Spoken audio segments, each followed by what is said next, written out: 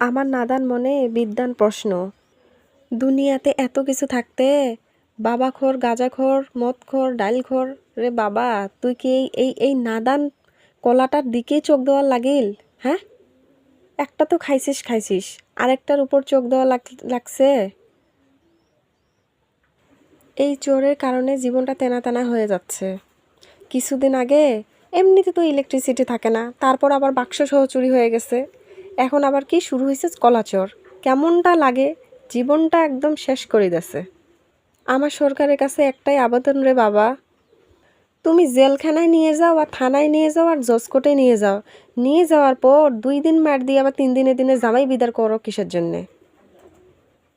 আমাদের মতো নাদান মানুষদের খাওয়ার জন্যে?